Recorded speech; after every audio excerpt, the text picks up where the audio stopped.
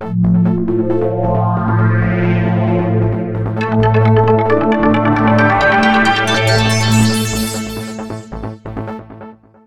dear traders, I'm Anna Kasatkina. You're watching the latest financial calendar on Insta TV. Early next week, all eyes will be turned to the following macroeconomic events.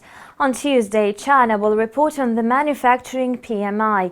Experts suppose that in February, the indicator declined by 0.1 points compared to the previous month. In January, the Chinese manufacturing PMI dropped to 49.4 points, hitting the lowest level last seen 3 years ago.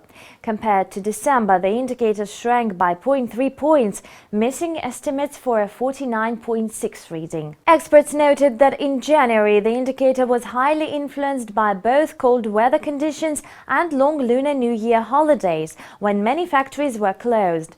Besides, it is expected that in the first quarter of the year, China's business activity will continue falling. Besides, on Tuesday, February data on the ISM manufacturing PMI will be disclosed. Analysts expect an increase to 48.8 points. In the previous month, the ISM manufacturing PMI decreased for the fourth month in a row. Thus, in January, the indicator came in at 48.2 points compared to 48 points in December. However, economists had anticipated a rise to 48.6 points. Despite a climb by 0.2 points, the U.S. manufacturing activity is still in contraction territory, as the indicator is below 50 points that separate expansion from contraction. On Wednesday, the Australian Bureau of Statistics will reveal the GDP data for the fourth quarter of 2015.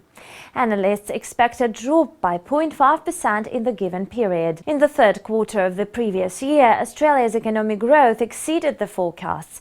Thus, in July-September, the indicator advanced by 0.9% on a quarterly basis and by 2.5% compared to the previous year. Australia's economic expansion was boosted by an increase in exports of raw materials. At present, Australia is stepping up the pace of growth in exports of the main raw materials, including iron ore and natural gas. Nevertheless, the country is still facing some economic problems, including overvalued Australian dollar that affects competitiveness and success of exporters. Besides, the following macroeconomic data will see the light of day early next week. On Monday, Japan will report on retail sales and industrial production.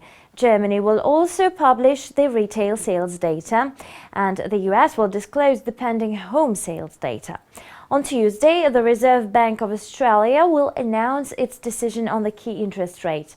The UK and the US will publish the manufacturing PMI figures, and Canada will release the GDP data. On Wednesday, Switzerland will report on GDP, the UK will reveal the construction PMI data, and the US will disclose the APD non-farm employment data. And this concludes the calendar of the latest financial events prepared for you by Insta TV team. See you next week. Bye.